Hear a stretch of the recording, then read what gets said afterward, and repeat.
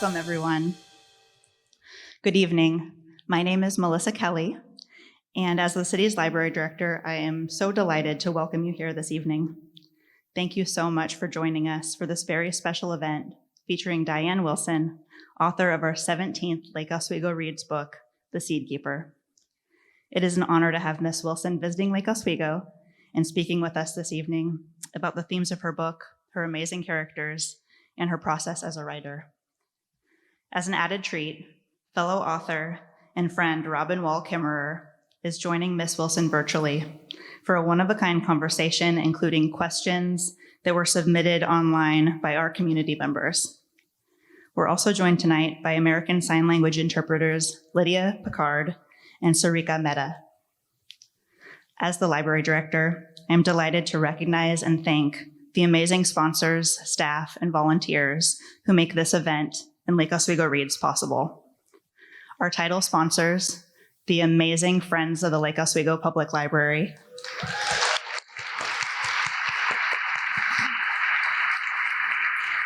the Lake Oswego Review, and the City of Lake Oswego. Our co-sponsors, Lake Oswego Rotary Club and Lakewood Center for the Arts. Yes. And a wonderful group of local supporter sponsors detailed in our Lake Oswego Reads brochure and on tonight's digital program. Please help me recognize all of our Lake Oswego Reads sponsors with another special round of applause. Thank you. Thank you so much. Furthermore, it is my pleasure to recognize the tremendous efforts of our Lake Oswego Reads Steering Committee, composed of librarians, retired professors, local teachers, exceptional high school students, and other leaders in our community. They read, discuss, and consider many books each year to find a special one for our community-wide reading program.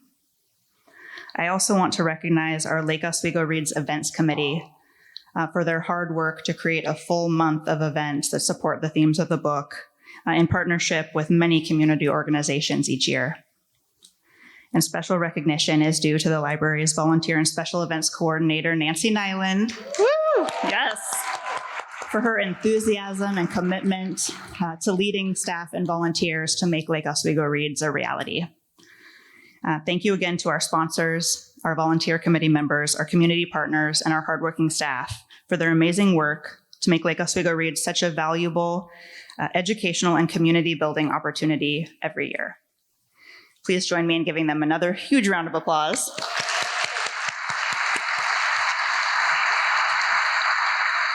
Thank you. And now, what we've all been waiting for. It's my privilege to introduce our guest of honor. Diane Wilson is a writer, speaker, and educator who has published 2 award-winning books, a middle grade biography, as well as essays in numerous publications. Wilson has received a 2013 Bush Foundation Fellowship, as well as awards from the Minnesota State Arts Board, the Jerome Foundation, and the East Central Regional Arts Council. Wilson is the winner of the Minnesota Book Award, 50 over 50 Award from Pollen Midwest, Barbara Studler Award from History Colorado, and the selection for One Minneapolis One Read, not to mention being the selection for our Lake Oswego Reads. Without further ado, please welcome author Diane Wilson to the stage.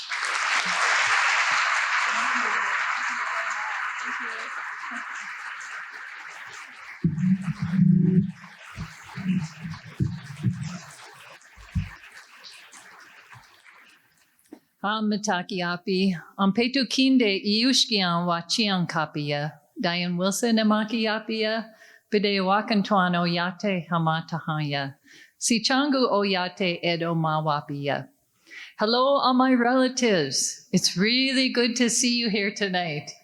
My name is Diane Wilson. I am descended from the Bide Wakantuan Dakota community in Minnesota, and I am enrolled on the Rosebud Reservation. And I want to start out by just saying what an honor it is to be here tonight with all of you and to be invited by the Lake Oswego Public Library to be part of what is a truly amazing program and community. And I also want to thank all that amazing list of supporters as well. I'd like to especially thank Nancy Nyland for her, for her tremendous work organizing this event.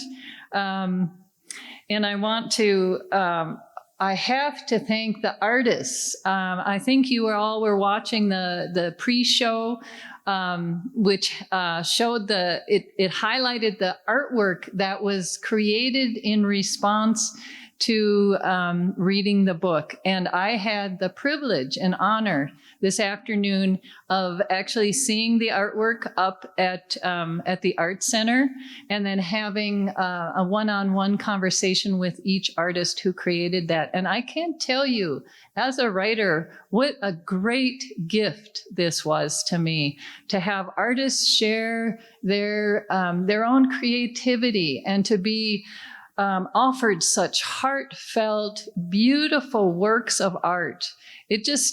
I have never experienced that in any other community, this kind of outpouring of creativity and welcome. So I have to say, you truly have a beautiful community that you have created here. And I just want to, if we could just thank those artists with a round of applause.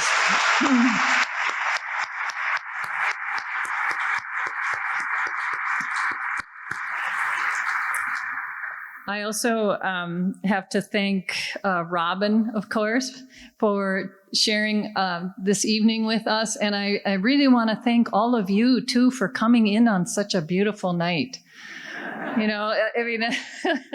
Being from Minnesota, when we have weather like this early in spring, you don't go back inside.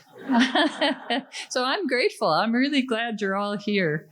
I also want to acknowledge the Native peoples of Oregon and express my gratitude for the honor of presenting tonight on the ancestral and traditional lands of the Kalapuya and Clackamas peoples. So I always like to introduce myself as a gardener and a writer. And that means that I take care of seeds and stories. And for the Dakota people, the spring equinox is the beginning of the new year, because this is the time when life is returning finally, after a long dormant winter, as we begin a new growing season. And every year we witness the miracle of rebirth as trees and plants come awake, as birds follow the rivers home, and the peeper frogs, at least in my yard, sing all night long. And in Dakota, we say Mitakuye Owasi, which means we are all related. When we say these words, we are claiming community for all beings, one that is built on respect and reciprocity and love. My own understanding of Mitakuye Owasi comes from my garden, my writing, and my work with Native organizations and food sovereignty. Each time I see a green tendril break through the soil's crust, I remember that gardening is ceremony, where giving and receiving life is a sacred act. And that is deserving of our highest respect and gratitude. In the garden, when our hands are covered with soil from planting seeds, and the birds and rabbits are just waiting to plunder the harvest. Yeah, you gardeners know. We're all relatives sharing food in an act of reciprocity. And in gratitude for the gift of life, Indigenous people have celebrated this time of year with planting ceremonies and songs. We remember the original agreement between seeds and human beings to take care of each other so that both would survive. For thousands of years, this agreement helped seeds like corn spread north to North America and helped tribes survive when game was scarce. Often, women were the keepers of the seeds as they tended gardens and provided food for their families. Tribes celebrated the harvest, and each family preserved their best seeds for the coming seasons. This relationship was centered in reciprocity, loving care, careful observation, and the great skill that comes from long practice in growing and harvesting these plants. Our ancestors knew it was critically important to preserve this knowledge by sharing it with future generations. Today, when I hold seeds in my hands that were planted hundreds of years earlier, I feel a connection that is timeless, that is not just the past or the future. Each seed contains within its thin shell the entire circle of time itself, an endless cycle of creation. As the call of blood memory reaches across generations, our bodies respond with an intuitive knowledge that is embedded in each cell. Our ancestors protected these seeds at all cost, knowing that they, like our children, are the future. So my own story began in Minnesota, where I've lived most of my life, a place that is the traditional homeland for the Dakota and Anishinaabe peoples. The Dakota, Nakota, and Lakota tribes form the Oceti-Sakowin, or Seven Council Fires. My mother was Lakota, enrolled on the Rosebud Reservation. Growing up in South Dakota, she spent 6 years at the Holy Rosary Mission School on the Pine Ridge Reservation, while her 4 older sisters attended the St. Francis Mission School on the Rosebud Reservation. Yet no one in our family knew about the history of boarding schools or why they were established. We were raised with little connection to our Native community, as my mother did not like to talk about her childhood. As a result, I grew up with many questions about cultural identity. Years later, I began my writing career with a memoir that traced back 5 generations in my mother's family to show how boarding schools and other assimilation programs have worked across generations. And this book, Spirit Car: Journey to a Dakota Past, was published in 2006. And while I was researching the memoir, I heard about a collection of rare indigenous seeds that were being grown out on a half-acre garden by a tiny, bare-bones native program called Dream of Wild Health. And as an avid gardener, I knew immediately that I needed to be with these seeds, that they were calling me to this work. I was also fascinated by the stories these seeds were carrying: 800-year-old traditional tobacco, Cherokee Trail of Tears corn, and Hopi black turtle beans. These seeds carried stories of the seasons, of the ancestors who grew them, and the ancient wisdom of the mother plant herself. What I didn't know then was the long history these seeds were carrying, or how close they had come to extinction, nor the important role played by Native women who had ensured their survival despite immense challenges. When tribes across the country were moved onto reservations in the late 1800s, they lost access to their traditional plants and medicines. Instead, the government provided commodity foods that were high in starch and fat, which had a profound impact on our cultural and physical well-being, as well as on our seeds. When families were no longer gardening, the seeds nearly disappeared. Many years later, Dream of Wild Health was created as a way to reclaim traditional foods by growing and protecting our indigenous seeds. In this way, we rebuild the health of our communities through the deep work of cultural recovery. So I began to work for Dream of Wild Health in 2008, which is when my real education began. I was blessed to work with Native elders, farmers, youth and their families, and the seeds themselves. We began each morning in a circle near the fields, all of us coming together for prayer before beginning the work of the day. An Arapaho elder, Ernie Whiteman, opened each circle by saying, "Good Native American morning." Even the sleepy teenagers couldn't help but smile in return. We smudged to cleanse our spirits and offered tobacco with prayers in gratitude to the plants, soil, water, birds, and animals who shared this farm with us. Before we planted or harvested or shared a meal, we prayed in circle. And in this way, we learned that when we garden with reverence, then our food truly becomes our medicine. In our time together at Dream of Wild Health, we learned that seeds are our ancestors and our relatives. They taught us mindfulness, reverence, and taking a long view of our work 7 generations into the future. When we worked in the gardens, the seeds taught us the language of corn and beans and squash. And when we take care of our seeds, they reconnect us with our own stories, with our ancestors, and they heal the broken places in our families.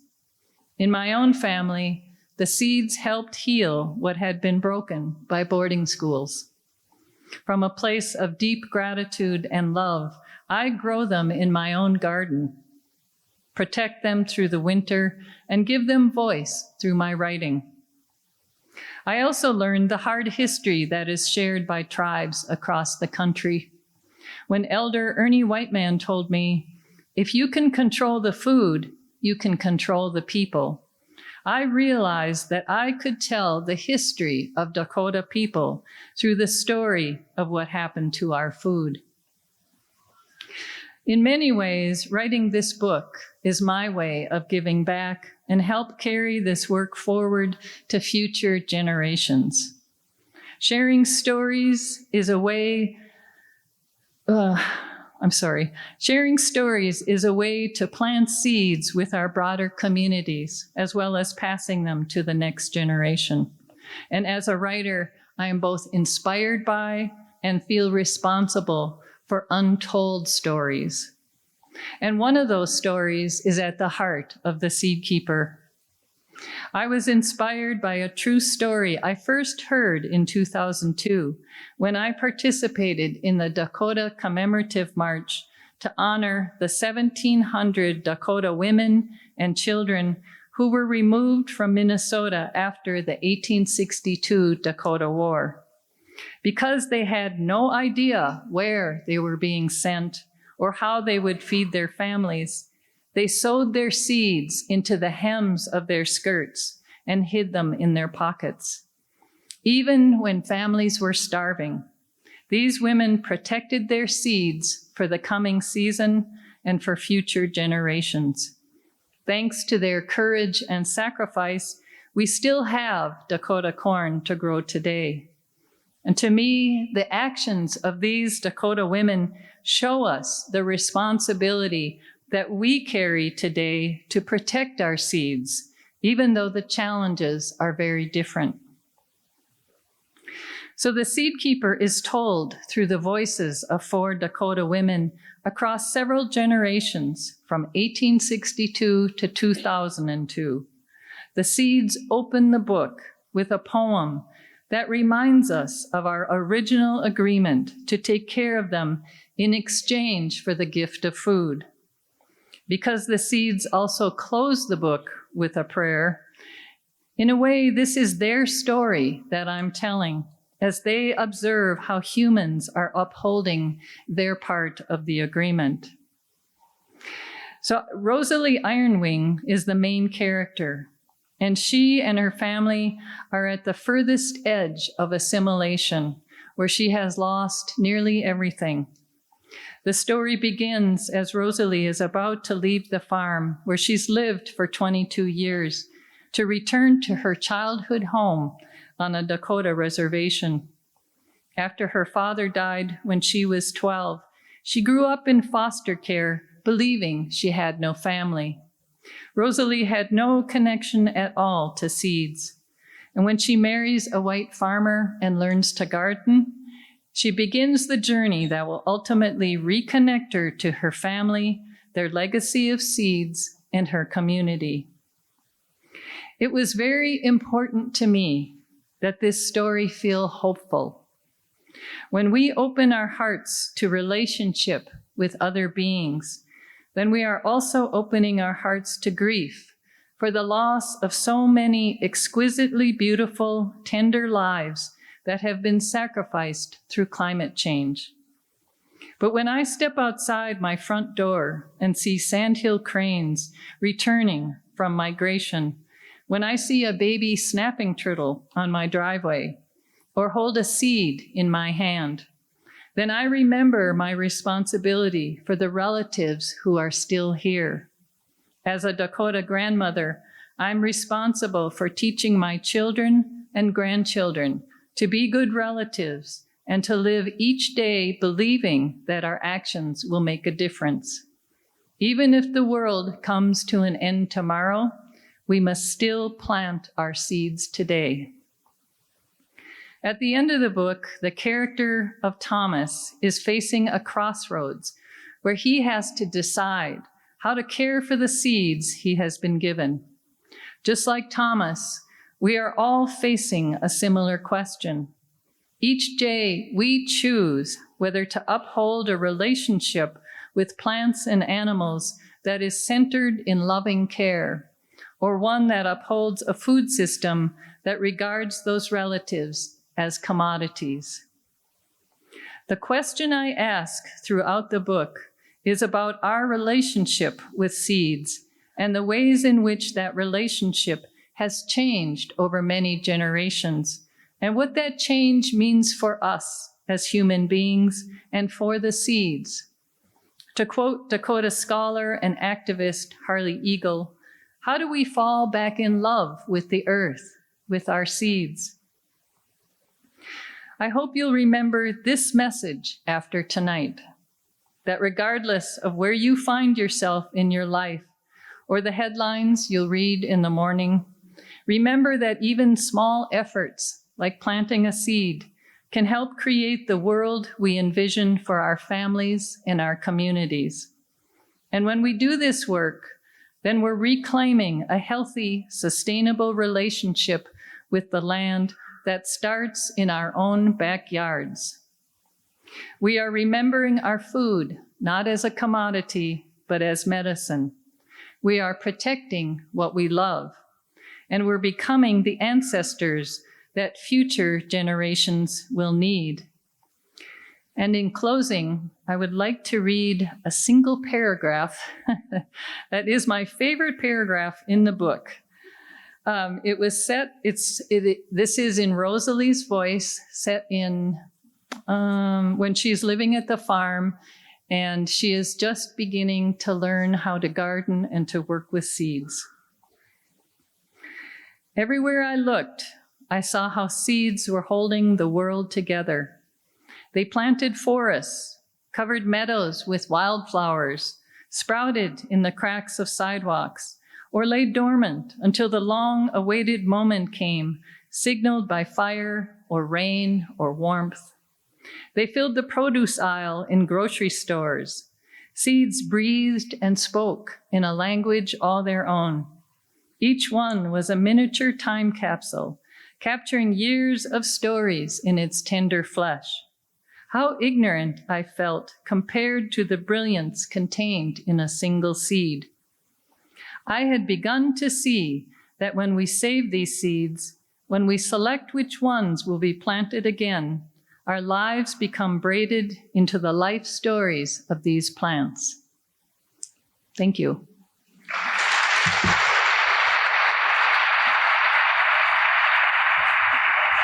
Okay.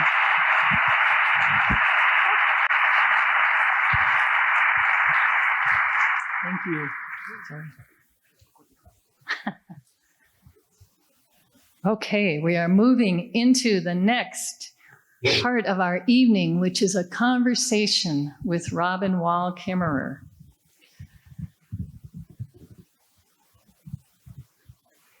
Yay! You're there! Technology is amazing. Let's hear it for the people up there.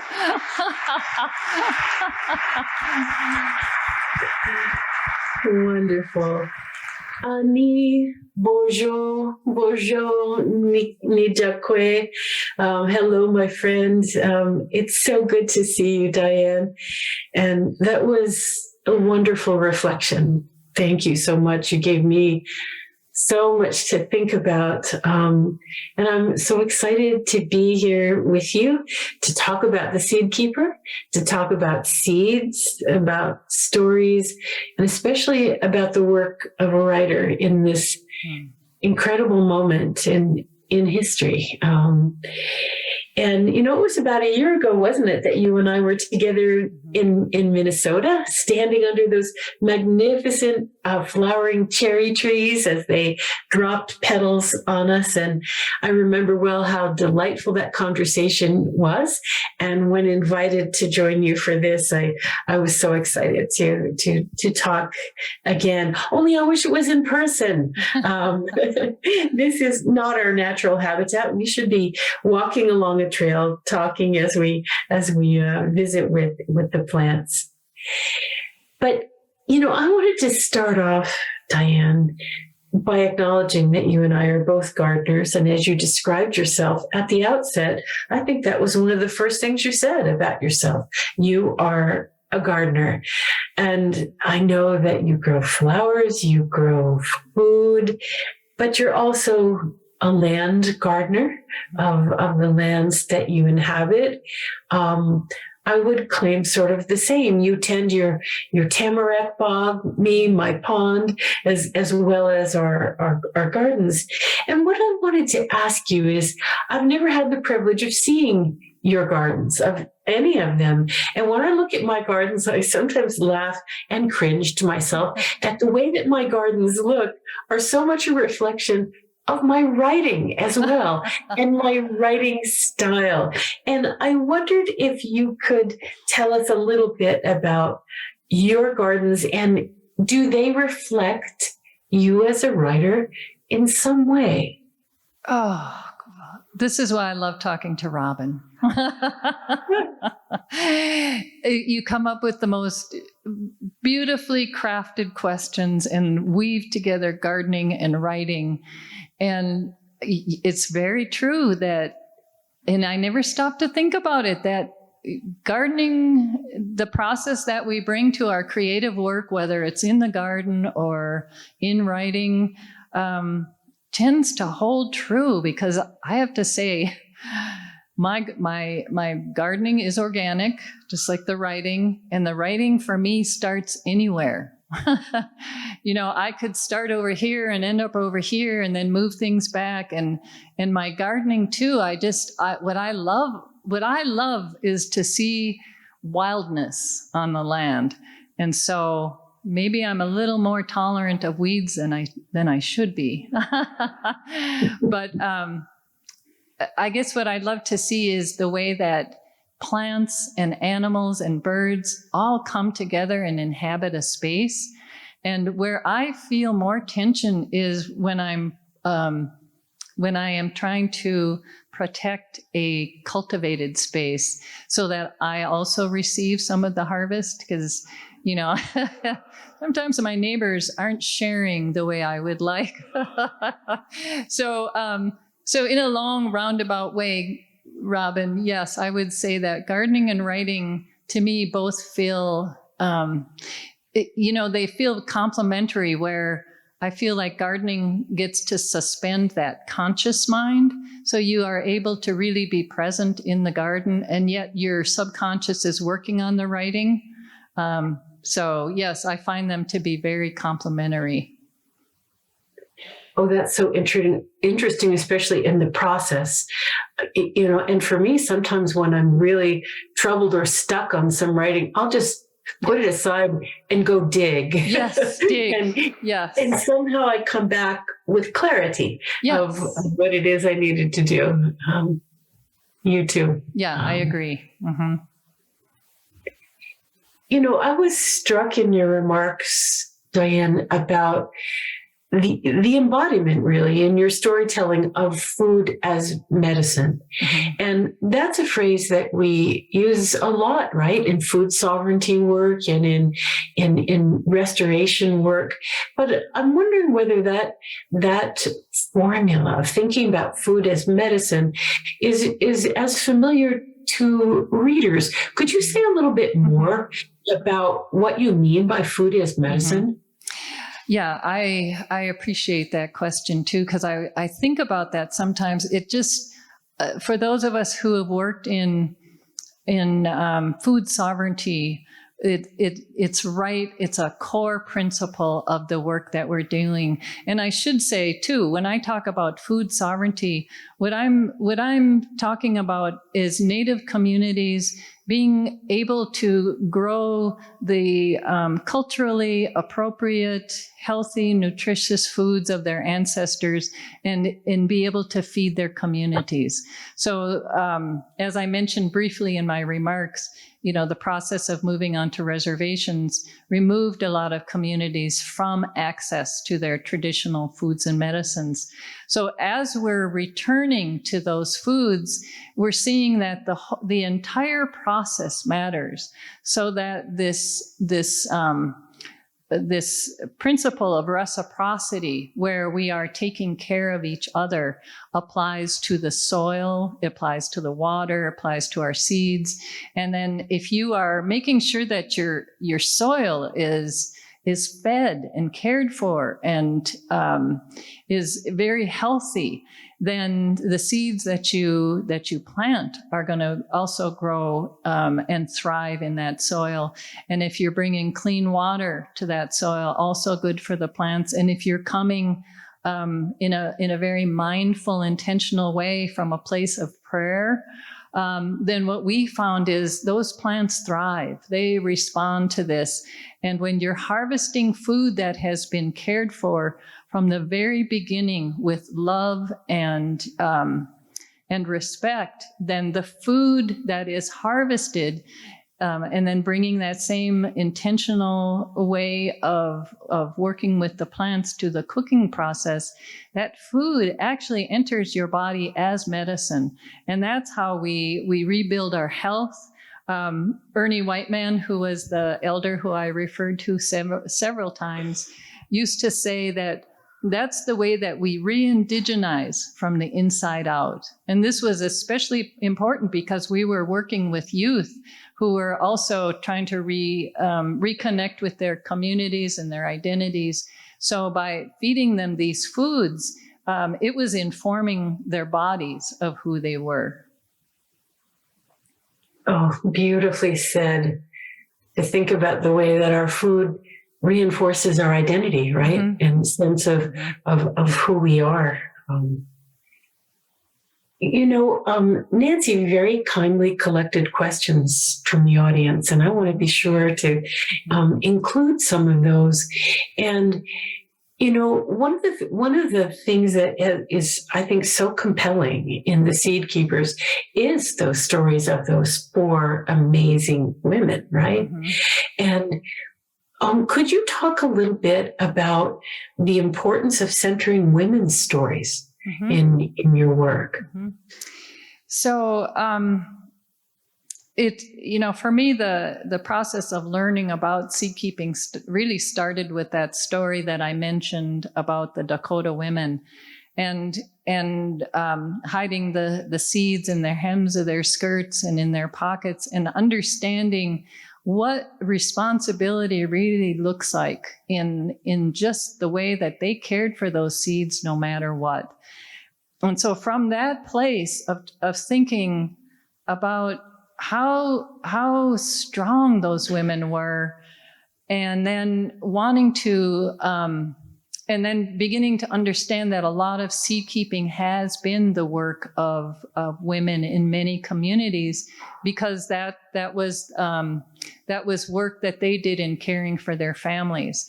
So I wanted to show this lineage of women seed keepers that were related together, and show how how hard they worked to protect those seeds no matter what.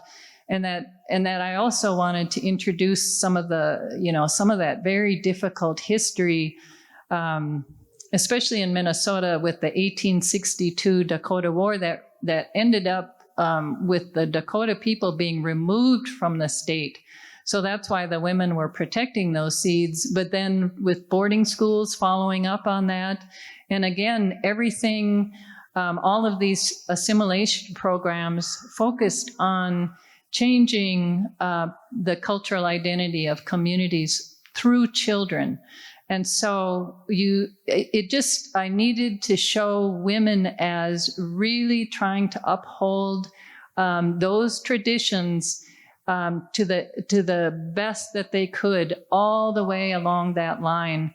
But some of the experiences like what we've seen happen to families through boarding schools where children were removed forcibly from their families, and then to try to recover from something like that, and then to see the impact on the children. So it gets to the place with women where the trauma even becomes too great. And that's where I also, in the character of Agnes, I wanted to introduce mental illness, because sometimes the trauma is simply too much to confront and you can't recover from it. And so these women were also carrying that in their families. And some of these characters were inspired by women that I've known, like Gabby Makepeace I know two Gabbies who are just strong, forceful, direct speaking women. And I thought, so that name popped into my mind right away. It's like, oh, that's got to be a Gabby. And I, when my friend read the manuscript, she recognized herself. And you're not supposed to do that, but so it really is to honor. It was to honor the stories of women as seed keepers and all those generations who really fought so hard to take care of their families despite all of the challenges that they faced. And I think that it was so effective, Diane, to talk about a really hard history that has been rendered invisible to many in the mainstream, and to embody that history in the lived experience of those women, I thought was a really powerful way to hold the heartbreak and the resilience that is present in those stories. And I learned a lot about storytelling from those women in your hands. Thank you. And I, because it is very difficult history, and there's so much trauma embedded in it, that's where the story of food for me is really important. The story of seeds, because that's a healing pathway. And that sometimes, I think in our more mainstream world, that we tend to take food for granted, and we tend to look at food in terms of hunger or not hungry. And in reality, this relationship that we have with plants and animals, to me, is mediated through our food. And that when we start to really give it the respect and honor that sacrifice that these plants and animals are making of their life so that we can live, then it changes something in us. And it's a way to start really transforming that trauma into a pathway of healing. And that's what I was really hoping to show with Rosalie's path, because she had come so far into an assimilated life. And yet, even then, the seeds could help bring her home. Yes. Yeah, the way that the plants taught her, both the Dakota seeds and the other garden beings, right? Who breathed life into her as well. So beautifully done. And, the craft with which you tell their stories, and to braid these stories together so that time flows in a circle among these women, really got me to wondering about the transition for you as a writer. This was your first fiction writing, right? And your other wonderful books were nonfiction.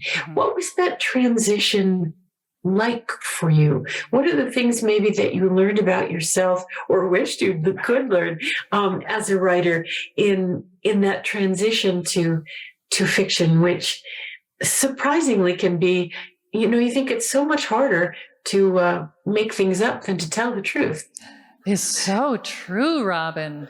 I thought, this is going to be fun, because in the nonfiction, you have to be just rigorous with your attention to facts. And I thought, I can just make stuff up. It's going to be great. And then you have to make up everything. You have to build an entire world. And it was a big learning curve. And then to create characters who were complex, who could carry a story, and then you have to figure out their entire life. I mean, even though you're showing just a portion of that life, you have to know who they are. And how did they become the people that they are so that you can reflect them. So it was a huge learning curve. But at the same time, I think in many ways, I felt like I could inhabit the language in fiction in ways that I struggled to do in nonfiction, because it gives you more freedom. I just felt freer with the language, and I loved that part of writing. And that shows. And one of the things, I was rereading The Seed Keepers in advance of our conversation with such joy to read again and get to know those people in a different way. One of the things that I noticed on this second time was the way in which there are moments in the book that for me felt like time was slipping past one another, when ancestors and descendants met, when land and language and plants all sort of became sort of this swirl of being in a really intuitive space, in a liminal space between plants and people, between different time periods. And I thought those were such effective moments in sort of liberating the reader. Could you talk more about what those liminal spaces that are simultaneously physical and spiritual and emotional, they're so powerful. How did you do that?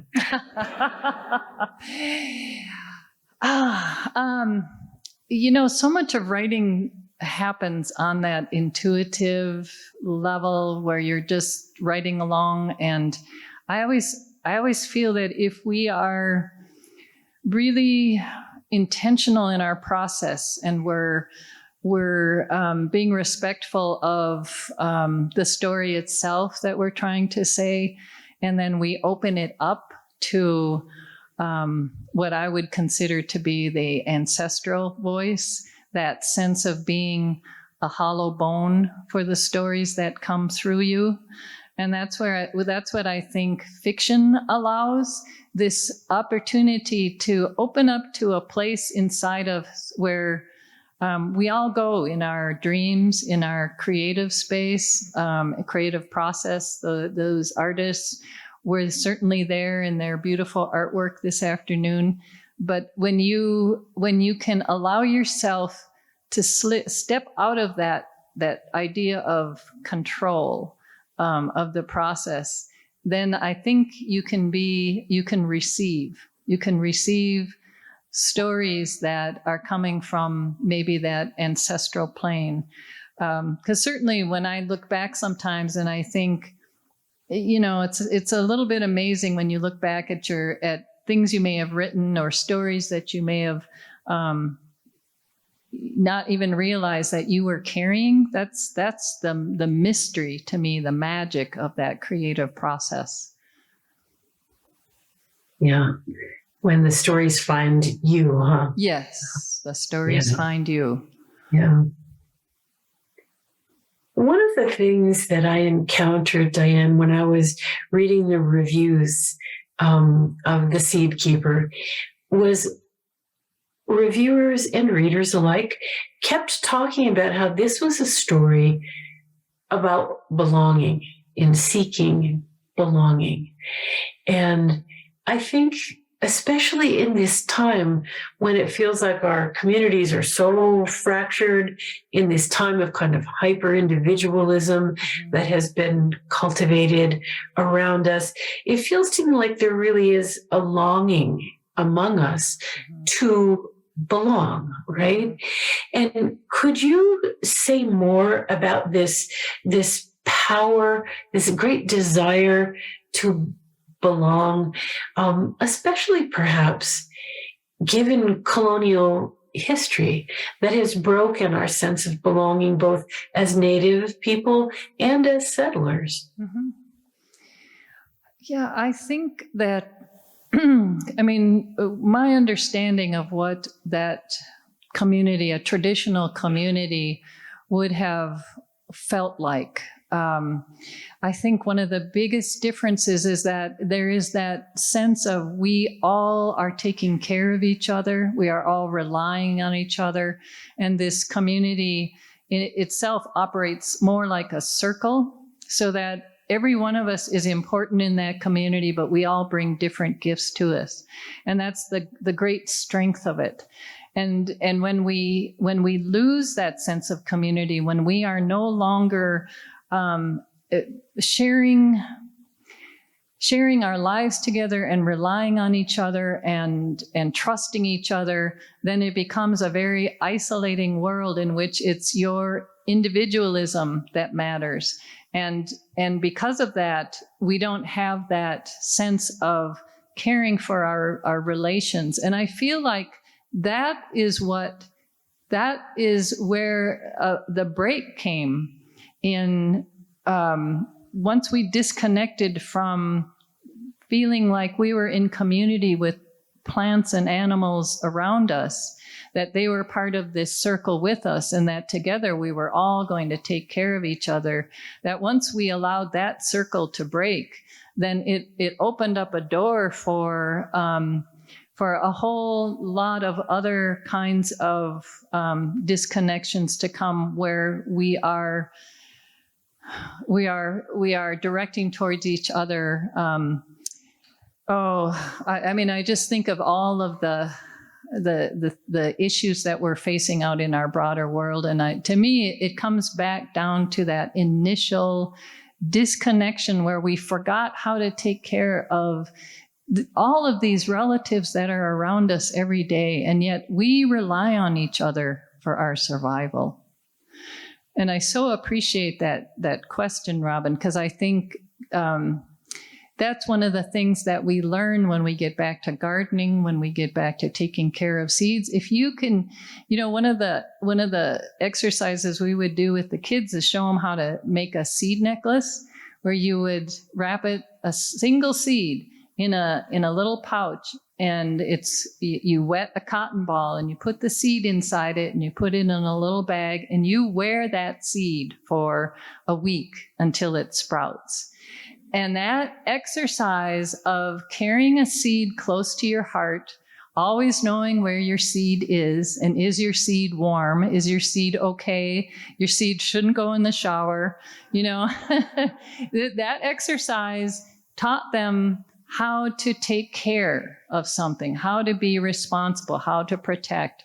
And that's why I love the seed work in reconnecting all of us to that sense of being relatives together, to being a community together. And now I have the unhappy task of saying that all the time we have for questions.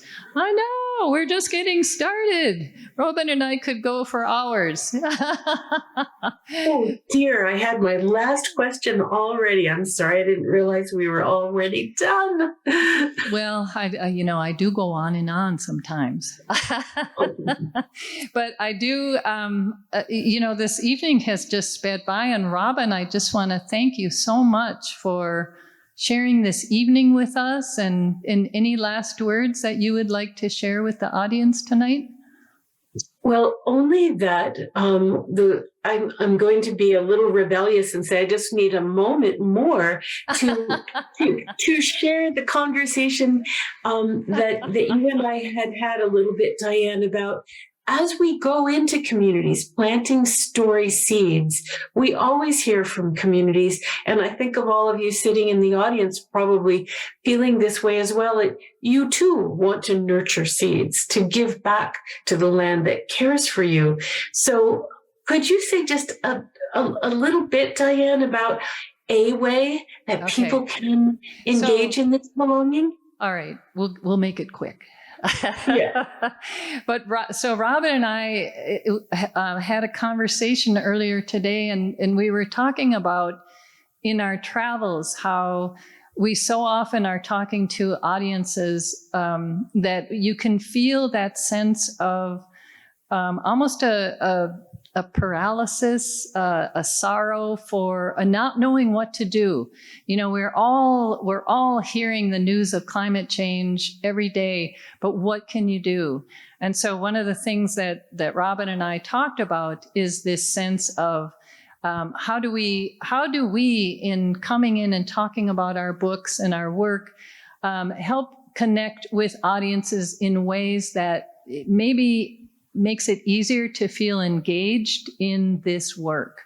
And we had some ideas, and part of it is, I think, demonstrated by this community in particular in all the activities that you've been doing for this past month. You've had, 28 different programs. You've got a seed library now. You've got this tremendous show of artwork that's going to be traveling around the state. And so the question that I think we would push back to the audience is how will you sustain this work? And we're interested in finding ways ourselves to help work with communities in sustaining this work that gets activated and inspired by writers and artists coming into community. So anything you'd like to add to that, Robin? Only to echo it, my friend, to say that among the most powerful things that we can do as communities are to plant, right? Mm-hmm. Not only to plant seeds of all kinds, mm-hmm. but to plant our feet and take a stand for the world that we want to live in. Mm-hmm. And visits mm-hmm. like this, how lucky you all are to have Diane sitting there with you and inspiring you. And I hope that it activates you as seed planters of all kinds. Mm-hmm. Thank you for this honor of joining you all tonight. Good night in miigwech.